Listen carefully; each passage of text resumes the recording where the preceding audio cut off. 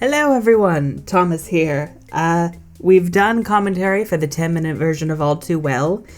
It hurt me in the soul, and today we are going to be listening to all of the vault tracks off of Red and doing commentary.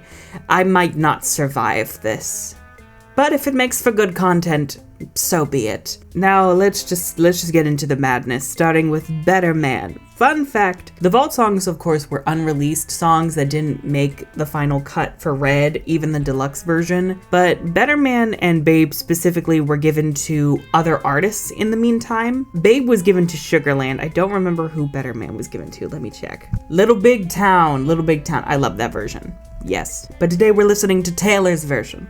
Yes.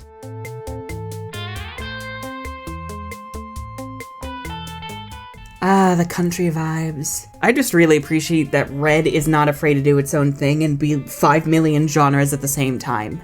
I know I'm probably better off on my own than loving a man who didn't know what he had when he had it.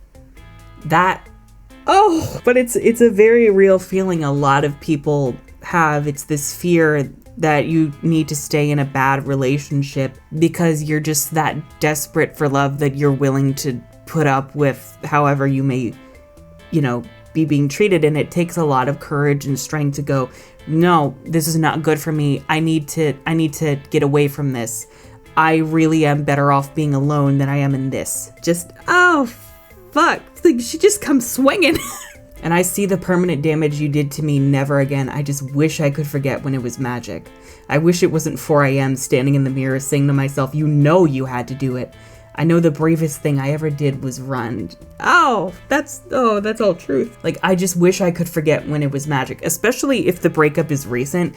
Your brain does tend to focus on the happy parts, on the parts of the relationship that you really miss, especially towards the beginning when you're still in the honeymoon phase. That's something I really appreciate with Taylor's lyrics, is she never shies away from the messier or the uglier parts of however she's feeling. She doesn't gloss over them. She stands in them and owns the emotion that she's feeling. And I feel like that's why people tend to love her sadder songs. I myself am a sucker for sad bitch hours. Also, the line, I know the bravest thing I ever did was run, makes me think of It's Time to Go, where she's talking about how when you know something isn't working, when it's not serving you anymore, you know in your gut when it's time to leave. And usually we tend to shame people who give up like that, but we need to just stop. We need to normalize knowing when the healthy option is to walk away from something that just is not working, because you can only run into a brick wall so many times before. Yeah. And I know why we had to say goodbye like the back of my hand, but I just miss you and I just wish you were a better. Who hasn't felt that way before? Like, why something had to end. Why you're better off on your own, but your heart hasn't quite caught up with your head yet. And I think also something people need to realize is that, like, getting over a relationship is kind of like getting over a drug. Taylor has compared it to that, but like literally the way that the body works is that you get so used to the chemicals that are released when you are with this person or when you think about this person, and then you have to get used to not getting that hit anymore. And you start to wonder, did I love the person or did I love the way that I felt around you because I believed it was something it wasn't? Like it was in the beginning. The damn honeymoon phase. Ugh. Push my love away like it was some kind of loaded gun. Oh my God, the imagery in that. Because it's true, especially I feel nowadays, people are very scared of vulnerability. They're scared of tough emotions.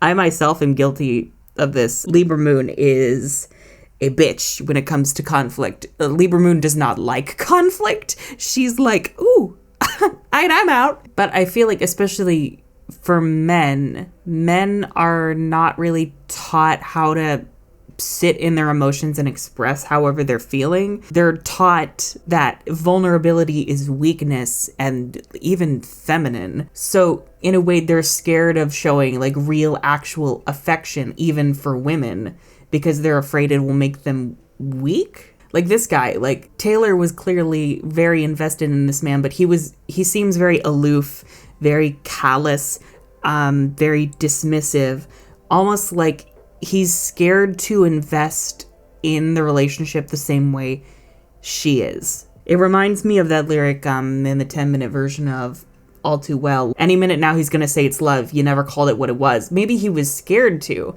because he was scared that if he said it was love, that something would go wrong. Or he was just scared of expressing that sincere and vulnerable of an emotion. So he just opted not to, and it backfired clearly. Oh, so fucking good. Oh my god. I'm also willing to bet that's Taylor's Sag sun sign coming through. I'm sorry, I'm an astrology bitch now. It's just happening. As a fellow Sag, I appreciate Sagittarius is known as the archer, the truth seeker. If they see something, they're gonna call it how it is. They're gonna shoot their arrow right fucking at it. For me, though, my Libra moon and my Pisces rising have conspired against me to fuck up that aim. So, Oh, her vocals are so good. They may not be as technically impressive as some other singers, but Taylor always has such emotion in her voice, and the flaws make it more endearing, I feel. And also, her vocals have come leaps and bounds from the original Red. There's just no debating that. Ooh, we love dragging a man who didn't try. This is like the one vibes, except more bitter. I need to listen to the Little Big Town version because I love hearing different versions of the same song. I don't know which one I would prefer. I feel like right now I want to say Taylor, but I've also heard more of the Taylor version, and I want to give it a fair shot. Babe is very close in which one I prefer. Like, I generally prefer the production and the emotions, the sad emotions in Taylor's version, but then I love the righteous fury and the beautiful vocals in the Sugarland version. It's so good.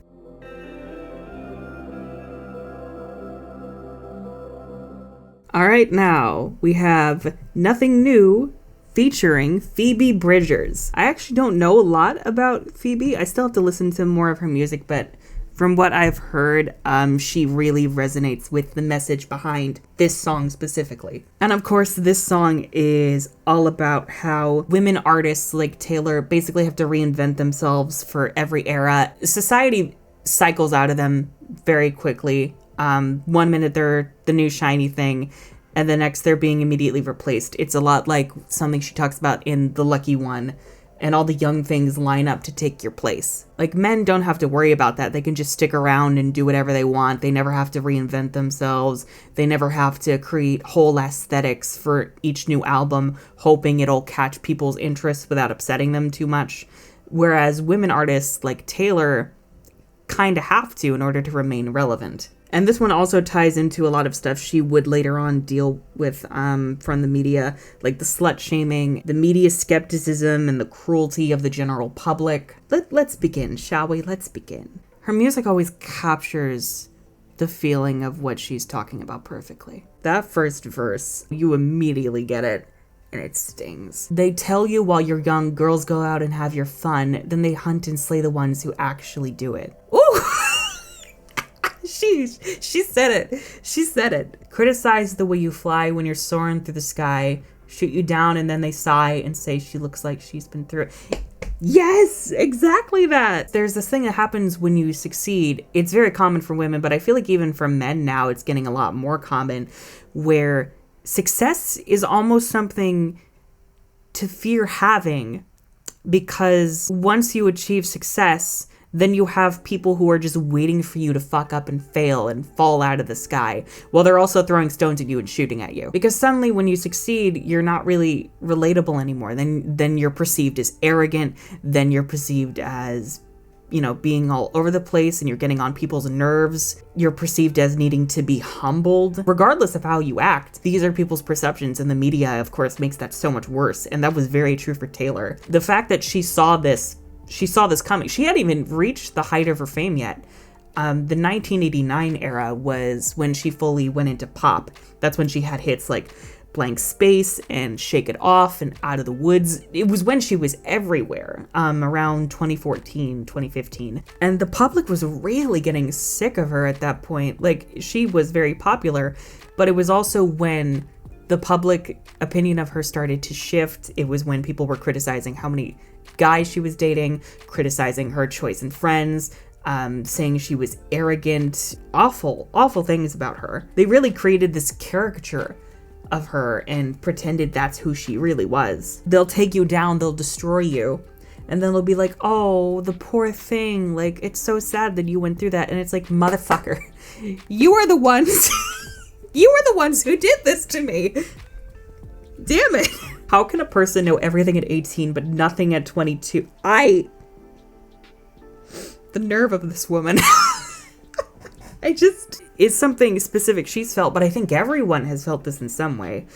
Like, 18, like, towards the end of high school, right out of high school, we think we know everything. We feel at the top of the world. We feel invincible. We know what we want to do. We go for it. And then we go a few years, 22, probably while in college, towards the end of college, after college, if we went at all. And suddenly you're thrust into the real world and you're trying to survive, because nothing is what you expected, and no one really told you what to prepare for. And suddenly you're like, I didn't know fucking anything. What the hell? This is not what I thought it was going to be. It can be trying to survive under capitalism, yay. Or it can just be like navigating general adult life, like adult friendships, relationships, what you want to do with your life, family. It could be anything, really. This woman feels like she creeps into your soul, learns your deepest insecurities and feelings that you don't even know that you have, and then she turns them into songs to roast you and drag you for filth. Phoebe! Oh, her voice is so good. I love how soft and raspy it is. It kind of adds to the exhaustion that they must be feeling in this song. Taylor, I love you, girl, but I need more collabs with female artists like this, where you let them sing full verses, please, instead of just backing vocals. What I said earlier about the music perfectly reflecting the story that's going on. Phoebe sang that verse, but then on the line and someone else lights up the room, Taylor starts singing. Literally, someone else came into Phoebe's verse and sang. It's parallel to that feeling of it seems to be all about you, and then a new young thing walks in and steals the moment and becomes the new shiny thing. But I think also what people don't realize in that moment is that it's a cycle, and the new shiny thing who just took your place is gonna go through what you went through. In a little, it's just so fucking sad, man. How did I go from growing up to breaking down? Mood. Fucking mood. How dare this song so ruthlessly call me the fuck out. She'll know the way, and then she'll say she got the map from me. I'll say I'm happy for her, then I'll cry myself to sleep. Paving the way for the next generation of female artists. I know a lot of people have compared this to Olivia Rodrigo.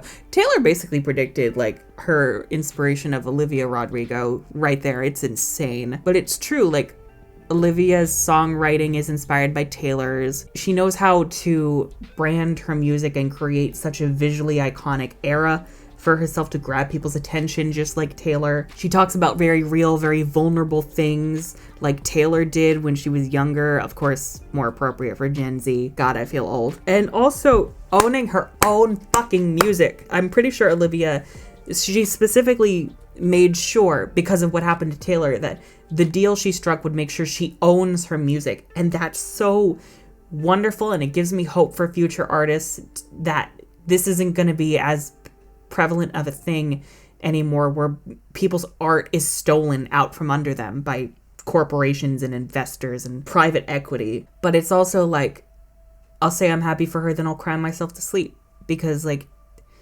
Taylor wasn't lucky enough to escape this. She had to go through the horrible shit and learn so she could give that wisdom to who was coming up after her.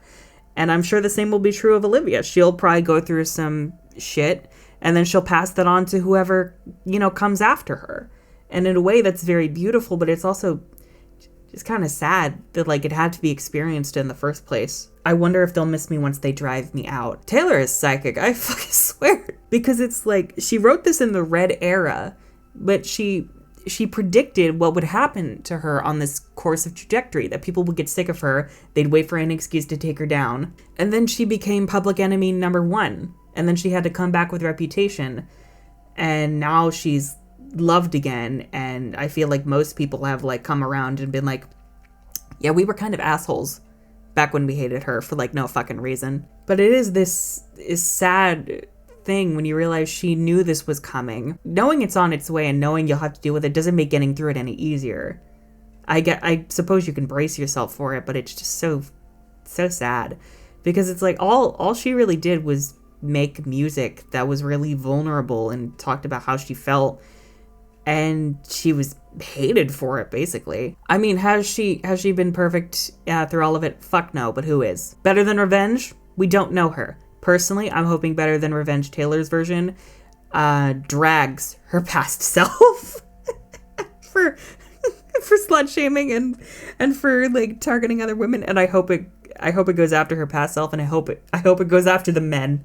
I also do want to make a note that this is very specifically about female artists. However, I do feel like it could also apply a little bit to YouTubers, just a bit, because I feel like we saw this with Vine. Because it involves such short form content, its lifespan was a lot shorter than YouTube's, and it was gone in the blink of an eye. And I really do feel like with YouTubers, they tend to have a very short lifespan if they are not careful, where they will hit their peak for about a year or two. And then after that, they'll kind of start to drift off because audiences will get bored of them. And it can be this very scary thing where it's like, but why don't you love me anymore? Like, why am I not enough for you anymore? And it really depends on the kind of content that you make. But I think we all can remember that old era of YouTubers like Tyler Oakley or Lily Singh or just a bunch of other creators who were really popular on the platform, but now have kind of almost fallen by the wayside. They still have a very loving, supportive base, but their engagement is not great. And it's like they're nothing new. And I think every YouTuber has to think about it a little bit. I know I think about it a lot. Like I've been making YouTube videos since like the end of 2017, and like I've been having like pretty good success. I'm happy with where I am at. And I want to expand and do more content so things, don't get stale. That's why I'm doing Taylor stuff now, just branching out, trying new things. But sometimes I do wonder if there comes a point where no matter what you try, you aren't anything new anymore, and people really are just sick of you. I don't know. It's just, yeah. Yeah, that's the power of a Taylor Swift song. The writing is so good you can relate it to your own experiences, even if they are very different from what Taylor specifically is talking about. It's so good.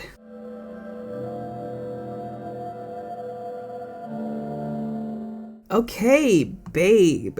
This should be good. I will say, I've listened to the Sugarland version. I can't decide which I prefer.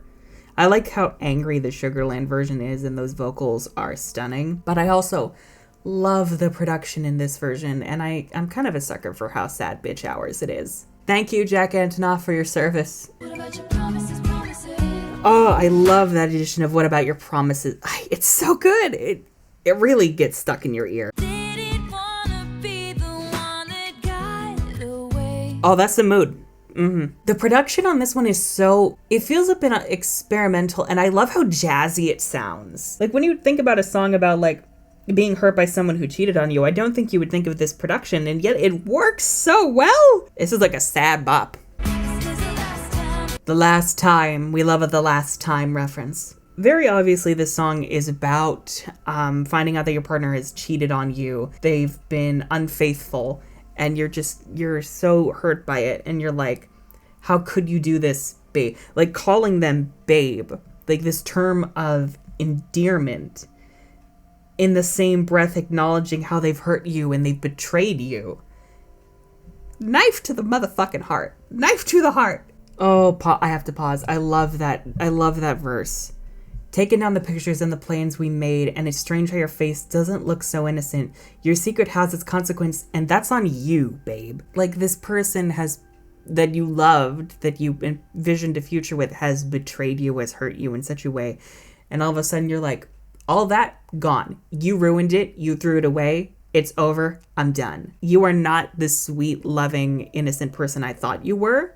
Oh my God, am I about to quote Beyonce, the queen herself? Yes, I am. Like Beyonce says on Best Thing You Never Had. God, that was my anthem. You showed your ass and I saw the real you. Like, not the honeymoon phase, not you pretending to be something you're not. I saw the real you that treated me like shit, that betrayed me, and I'm done.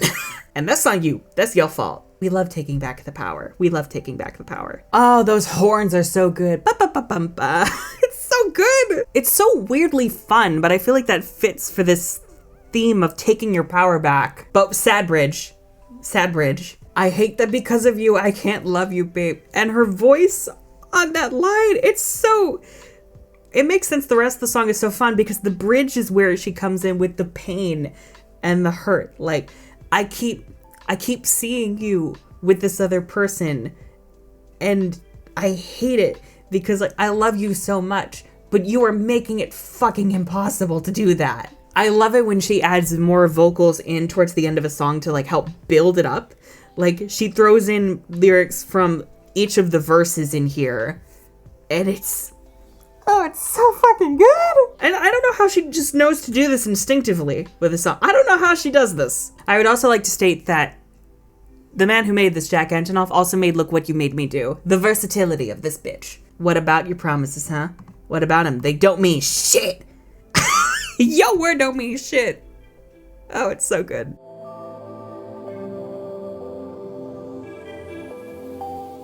Ooh, did someone order some 1989 pop nonsense? Well, good, because it's here. The Vault songs, I feel it's very telling of what that era was really about for Taylor. You can really see here, she really did want to go in a heavy pop direction. Obviously, we don't know how it originally sounded. This is the most poppy song off the whole album. Like, way more than I Knew You Were Trouble, way more than We Are Never Ever Getting Back Together, more than Starlight. This genuinely feels like it would fit right in on 1989. And that's probably why it didn't make the cut. The label was probably like, this is too pop. Like, I know Red is like doing its own thing over here, but like, what the fuck is this? It's a masterpiece, Scott. That's what it is. It's so early 2000s, bubblegum pop. This could be a perfect ringtone. By freckles and bright eyes. When a boy be looking cute and he don't know it, and you're just like, how dare you be so fucking gorgeous, you fucking piece of shit. That's the thing, this song is very cute, but it's also very vulnerable at the same time. I love it so much. She's so good at it. And she's so good at matching the music and the sound to the feeling. This feels very bubbly. It fits the excitement and the anxiety of like, I really like you, my heart is skipping a beat, but also I'm terrified that this will end in flames. I also love the message in a bottle thing. I believe this is about Harry Styles, who of course is, from the UK. Is he? I think so. And like the message in a bottle gives me this vibe of like her like standing on the East Coast, putting it in the water, and just being like, okay, and it's gonna float to you over to the UK, and I'm just gonna walk away, and you do with that information what you will, and I'm gonna go cry. Work days are endless. Oh girl, I felt that in my soul. Life be tearing us all apart. Replaying your laughter, disaster. When you cackle like a hyena and you can't help it, but you keep remembering all the cringy memories of yourself, and you're like, no one will ever love me. The imagery that she puts to these feelings is always so perfect. The metaphors are always fucking on point. Like, this is exactly what it feels like to have, like, any kind of crush. Where it's like, I can't stop thinking about you, but I also don't want to tell you how I feel, so I'm gonna put it in a little bottle and then pray it gets to you, but also not look at your reaction. Oh, sad bridge bitch hours. How does this woman make bridges? How? Like the If I'll Ever See You Again. Oh. It kind of reminds me of Delicate, where it's like at the early stage of the relationship and you're not sure if it's going to go anywhere. Of course, without the, pain of the world hating you. We haven't gotten there yet. Oh, it's so much fun. I love Red so much. Red is, I think, my third favorite album. First is a tie of Folklore and Evermore, and then second is Reputation, but Red is soared to number 3. I love how all over the place it is. Like she says, red covers so much ground, the color, a symbol for love, but also anger and pain. And it shows there's so much diversity in the production, in the vibe of the songs, in the lyrics. It's so beautifully like incohesive. I love it.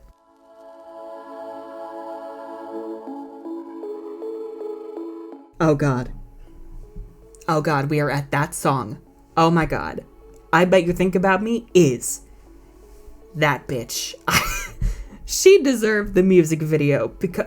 Can we just take a moment to talk about the music video? The cinematography, the direction, the storyline, the colors, the fact that she is the only one wearing red. And at the end, they're dancing together like, you know, the love that you're looking for is the love you had. And she's in this beautiful white gown and they're dancing for a little bit while everyone else is still because it's in his imagination. And then all of a sudden she just walks away in fucking Converse, in sneakers. This bitch. And then like red flowers bloom and her dress transforms into this beautiful scarlet. And then she just kicks it with the band. Just... This woman, how does she do this? How does she fucking do this? I can't deal with this woman. Very I Almost Do vibes. Knowing your ex-partner's routine so well, you know what they're doing, and you're wondering what they're thinking or doing. She's better than me. Just like, oh, your friends say your new girl is better. Bitch, please. God, Jake Gyllenhaal was a fucking asshole. Like, oh my God, what a stuck-up prick. She's so done with their arrogant bullshit. I'm here for it. The production is so fucking good. Chris Stapleton is on this and he gives backing vocals. Admittedly, a lot of the times I don't hear them. At least I don't hear them clearly, but I feel like it really works for this song because it gives a minimal presence to the guy that she's talking about. The storylines that she gives with such detail. Like, she is this girl, you know, who's from a farm, who isn't very refined, not considered very cultured, but she knows what love is and she knows how to have a good time. And then the guy she fell for was born into privilege, very stuck up, very about the finer things in life. But that man is boring as dirt. And also a condescending asshole. All the money in the world can't buy you a personality, sir. I'm not sorry. And it's like this realization that, yeah, he's still got all the privilege and he can probably get whoever he wants, but it's not going to be enough for him. No. He had real love with her in the simple things where they weren't judging each other, where they were just happy to be together. And he fucked it up by his concern over things that don't fucking matter, over the most trivial bullshit. And she's like, you know it too. You can't get past all that stuff, and that's why we won't work out, and I'm not sticking around for it. But I bet you think about me, and I bet you think about what we had. Oh, it's so fucking good. Children, if you ever go through a breakup, this is the mood that you aspire to reach eventually. And you will, and it will feel glorious. I also remember in the lyric video, she had the little square around gated community, like the lyric, this bitch. Kitchen table bill. If you poor or middle class, you know that vibe. You know that vibe very well. You and I felt like an early spring snow. Gorgeous imagery. Early spring snow is beautiful and it's unexpected, but it also, it tends to melt quicker because like it's not winter anymore. It's spring. Like the relationship is not gonna last. Her imagery is so fucking good. How does she do this? You laughed in my dreams, rolled your eyes at my jokes. This man is the worst. What the fuck, man. And also I love that running thread of like, he just never found me funny. Like we hear it in the 10-minute version of All Too Well. We hear it in Begin Again. This guy is just the fucking worst, man. Do you have all the space you need, bitch? That's making me think of Closure, like the sea you put between you and me. The Taylor Cinematic Universe, everyone. Imagine dating Taylor Swift and then treating her badly, knowing what she'll do after the relationship ends. Imagine having the balls to do that. And she seems like such a sweet person. What the fuck, guys? What the fuck? Is the love that you had. That moment in the music video is burned into my memory whenever I hear this fucking bridge. This fucking verse spills all the tea. We love it when Taylor curses. We love it. We love to see it. But it's like, this really drives home. You are still chasing trivial shit. You're scared of what people will think. You're scared of being perceived as not cool. You're chasing all these things that don't fucking matter, and you're miserable doing it, and you think once you get them, you'll be happy. But you know in your gut that you're not gonna be. You were happy when you had the simple things, but you didn't appreciate them. And now it's too late. It's over. It's not coming back. And that's on you. Your secret has a consequence. And that's on you, babe. Instead of secret, though, it's just being a prick. And now I'm picturing her lifting her dress, her wedding dress, to reveal fucking Converse and just noping on the fuck out. She is the moment. Now I'm just imagining this man invited her to a ball, to a gala, a regal event, and she wore Converse just 'cause. And he had a stroke over it.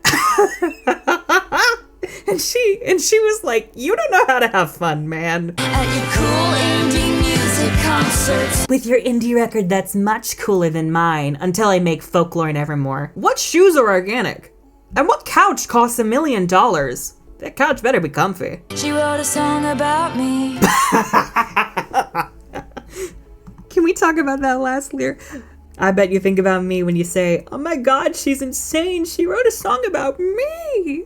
You know all her exes have had that thought before. Well, except Calvin Harris. All that man got was I forgot that you existed, and that says everything. Never cross an artist. Never cross it, because we are very... Well, that's the thing with art, and people often criticize Taylor for like writing songs about her love life and all her exes and dating, and they viewed it as petty. But it's like, every artist does that. Every artist draws from their real life experience in their art. I do it with my writing. Taylor does it with her music. Every artist does that. Like, we write about real shit, and that's how we connect with people, because they are also dealing with real shit. I was going to say something else, but I can't fucking remember what it was. Anyway, that song, it's everything. I think that might actually be my favorite Vault track off the album, aside from All Too Well 10-minute version.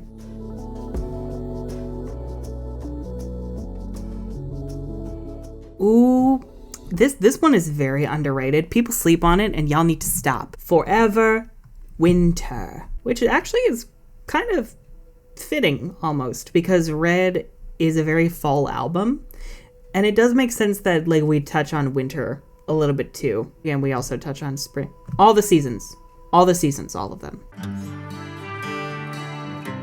Oh, I love the sound of this one. Sounds so whimsical. Can we talk about those horns? I'm lost in the sound of this.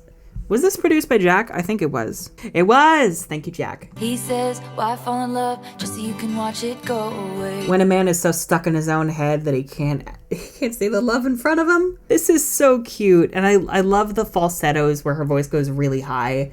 It really shows the innocence and like the sincerity of her love. Also, the drums going into the chorus give me this Christmassy vibe. It feels very Christmassy, which is very fitting for a song called Forever Winter. It feels very cozy, as sad as it is. This song, I think a lot of people don't really quite get it on their first listen, which, you know, it's a Taylor song. It makes sense. It can take a few times with any piece of media, to really figure out what it's really about and learn about like the finer details. This song is what I like to call a mental health bop. And this person that she's singing about, whether it's a love interest or it's just a close friend, I've seen people discussing it's someone Taylor knew in high school. I don't know all the details about that, but it's someone suffering from mental illness, most likely depression, who's just stuck in their own head, and they don't know things can get better if they, just reach out and get help. And Taylor is really just going like, I'm right here. Like, I'm here for you. I love you through it all, through the ugly moments. Like, I'm not going anywhere. I know you think that I am, and I know you have this cynical view of the world. I love that line too. It's not just a phase I'm in, because people trivialize mental health problems so fucking much, and it's so fucking frustrating. Or they like romanticize it, and it's a very real ugly thing that happens to people, and we still have such a stigma towards it. And I'm wondering if maybe that's why I didn't make the original Red, because it was considered too dark by her label to really to let it happen. But I think a lot of people can relate to knowing someone who has that kind of struggle, or even if it's not a mental health problem, maybe it's just, you know, their outlook on life and not, that's just how they are. And you're really trying to be there for them when they can't be there for themselves and they don't really see it, but you're like, I love you, I'm not going anywhere. Nothing can change that. Of course, that can itself become really unhealthy. But I feel like here it's really important to show like the sincerity and the love, you know, that comes behind wanting to be there for someone who was going through something like that. Side note, I guess I'll like just say real quick, and if you or a loved one like are having mental health problems, like of any kind, and you're not happy, and you do have the resources, and I say that because, you know, getting treatment for these things, at least in the United States, is a luxury. Private fucking healthcare, we love it. But like, if you can, it really helps to just, you know, talk to someone about it. And if it is something that you can get like professionally diagnosed and get help for it, it's worth it. It really is, because it is a health problem. If you go to the doctor and they say there's something wrong with your body, you would listen to them, and you would, you know, take whatever medicine they prescribe, do what they say. So why wouldn't you do the same, you know, for your head, for your mind? And now I really want to rewatch One Day at a Time. Oh my God, I love that show. I'm getting so off topic. I'm sorry. Is it clear I love this song? Is it clear? See, that's the thing. I really appreciate with a lot of Taylor songs, even when they're really dark and heavy, they're still fun to listen to. I feel like that also helps them from sounding too edgy or like trying too hard to be dark. Was that shade towards certain Ruby song? No, not at all. Why would you say that? Oh no, we have escalated. 3 a.m. pacing to 5 a.m. wasted. This is a code red. Oh shit, that's a pun. No! God damn it, Barb! Oh, it's escalated from begging to screaming. What's the procedure? Stay calm! It's so sincere. I love it so much. She's really just wearing her heart on her sleeve in this one. I'm remembering a bit of Taylor's astrology. She's a Cancer moon, and Cancers are like, they're the group mom of the zodiac, especially in your moon sign. Ooh, oh, this is showing the Cancer moon energy. Oh, and it's still soft on the beginning of the chorus. So perfect for the desperation and the sadness. Weirdly, this also sounds a little bit beachy. I never thought a song about winter that sound Christmassy could also sound beachy, but Taylor has done it, and Jack has done it. They're witches. But that bridge, we need to talk about that bridge. If I was standing there in your apartment, I'd take that bomb in your head and disarm it. I'd say I love you even at your darkest, and please don't go. Fucking hell! Like the bomb in your head, like the problems that you're fixating on, like whatever it is, if it's a mental health thing, if it's just your outlook on life, if I could, I would take it, because I see the pain that it is causing you, and I'm trying to show you how much I love you and how much you are worth as a person. And please don't do something stupid. This song, man. This song punched me in the heart. Also, we love a post-chorus that takes different parts of the song and throws them together at the... I love it so much. I love it when Taylor does that. She'll end the song the same way she starts it. It's a very bookend thing to do. But here she changed it a little bit. Like she'll do that with songwriting convention if it's in service of the story. And she says, I say believe in one thing, I won't go away. I'm not going anywhere. I'm unwell. But I feel like this song also really fits Red because I've been thinking about this a lot, how the first 3 albums, debut, Fearless, Speak Now, like they were very country. They were written when she was, you know, much younger. And then with Red, she started veering into pop a little bit, started experimenting. But I also feel like in terms of songwriting, not only was she expanding her skill set, but she was also talking about a lot more adult issues. She was talking about more intimate details about adult relationships, becoming a young adult, like, you know, turning 22. And she's like, I thought I knew everything at 18, but turns out at 22 I don't know shit. And I feel like this song specifically, because it is talking about mental health and it's talking about such dark things, I feel like this really cements that Red is a bit of a turning point for Taylor. Like, we're not in high school anymore. We're not kids anymore. We are out in the real world, and the real world is scary, and there are really fucked up, sad things in the real world, more than just all like the petty issues we were dealing with when we were younger. Like oftentimes our own heads, our own brains, our own minds can be our worst enemies, is something that we come to realize in all sorts of different ways. It's another reason why Red is one of my favorites. I feel like with Red is really Taylor growing up, not only as a songwriter and a musician, but also as a person. You can really see that. And even in the way she reflects on different things like Nothing New and The Lucky One. Like she talks about these large scale issues and how they affect her personally. That was not shit she was doing in the first 3 albums. No, but she's doing it here. And you know, I feel like Red really was the precursor to albums like Folklore and Evermore and even Reputation, talking about the uglier parts of fame and the uglier parts of life, or like the more authentic, raw bits of life that we'd like to sugarcoat often. Red is so good. I love it so fucking much. Probably also helps red is my favorite color, but you know.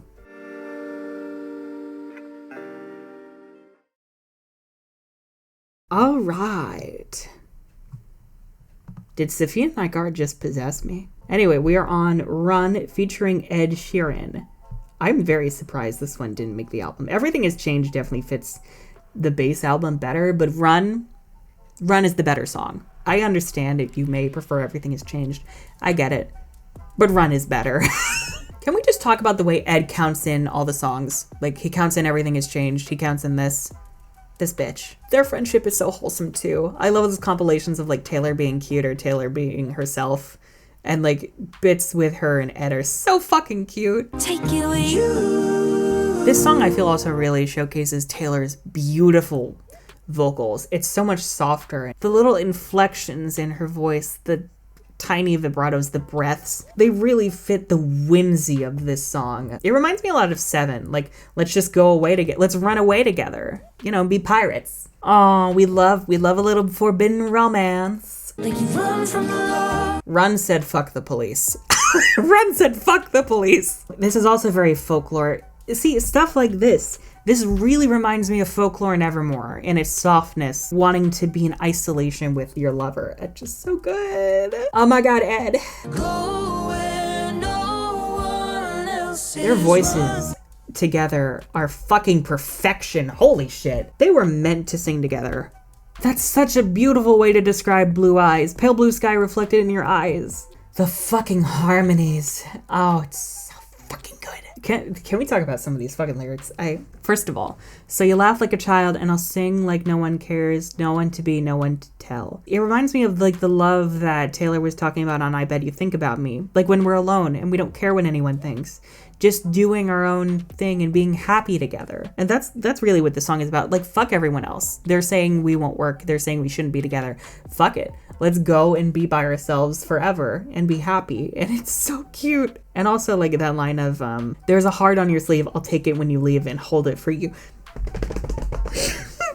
The way she takes common phrases and she'll twist them and make them so cute. Like, that's a cute little heart you got in your sleeve. I'll just take that. I will be off now. Why does that make me think of her being a bit of a player in Don't Blame Me? Toying with them older guys. Yes. Fuck yes. Also, the fact that they're driving away from town. Is anyone else getting Getaway Car vibes, but like really romantic? This is like Getaway Car, but you know, minus the crime. Well, I guess not. We are still running away from the law. Be gay, do crime. Taylor said it, not me. Taylor said be gay, do crime. The vocals are so fucking beautiful. It sounds fucking angelic. I feel like I'm transcending. Oh, these vocals on the bridge are everything. Okay, that's probably good for this song. Oh, it's so beautiful. I can't believe they kept that in the vault for like a decade. Like, fucking hell.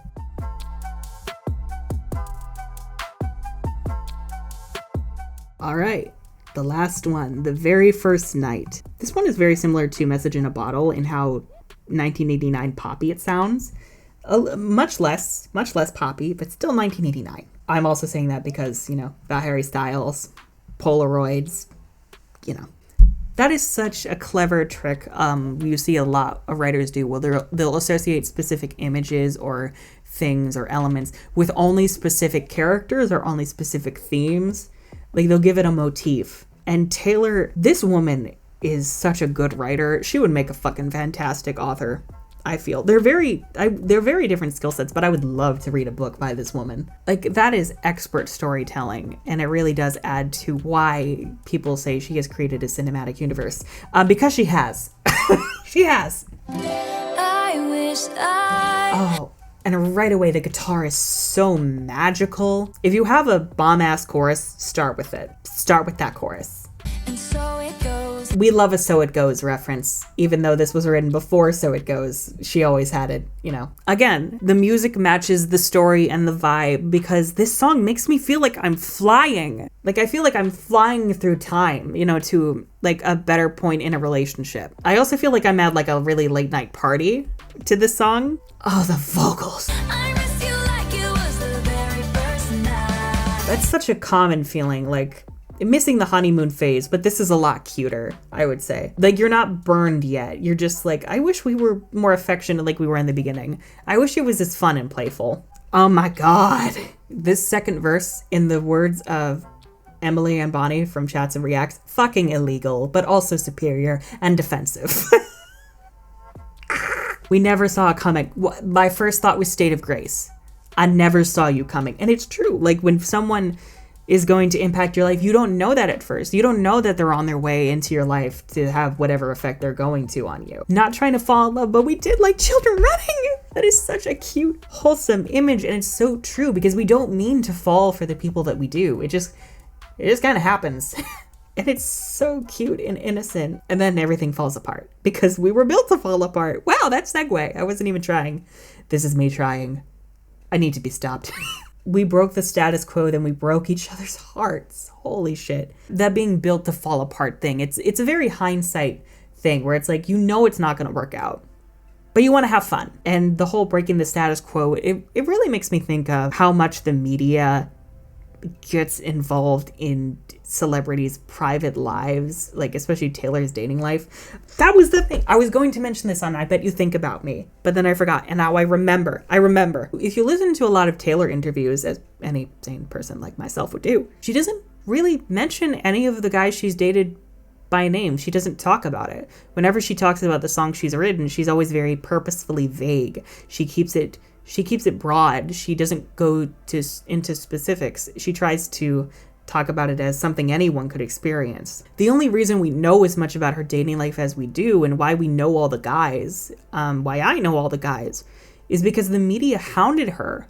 Like they pried into her life and got all the details and then, you know, leaked it out to the public, taking photos of her, inquiring with other celebrities, asking if they fucked her, which I fucking hate this planet. And that's part of the reputation, you know, that she got. Like, oh, she writes about her exes like a petty bitch. And it's like, first of all, every artist writes about love. It's a very universal thing. And yeah. But second, she herself doesn't do this to be vindictive. She's just sharing an experience that she had in the most, you know, general way. You know, not naming these guys, you know, because that's not what it's about. It's not about getting revenge on them.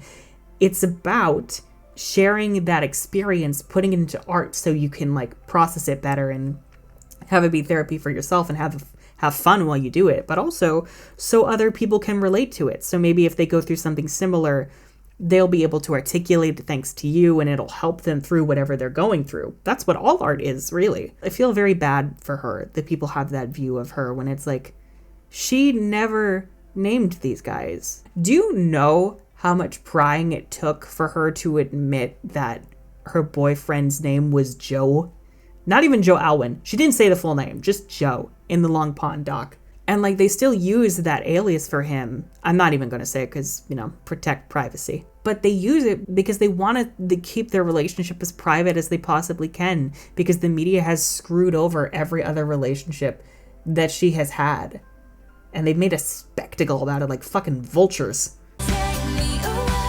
I thought this was a post-chorus, but according to Genius, it's a refrain. Anyway, I love it. I also love that Taylor always plays with her song structure. Like lots of pre-choruses, post-choruses, refrains, and she'll switch up the order of what goes where. I love it so much. Because it's like, you never know what to expect with her. Nothing gets stale. It's so nice. Instead of verse, chorus, bridge, chorus. More shade? Never. If she's repeating lyrics like from a chorus, she knows how to change the feeling just by either switching some words around here and there or by completely changing the music around them. And it completely changes the story that you're hearing. I really do feel like I'm flying when I listen to this, especially like the refrain, like take me away. Like, yes. Oh, to you and only you. Anyways, yes, those were the vault tracks off of Red and my commentary.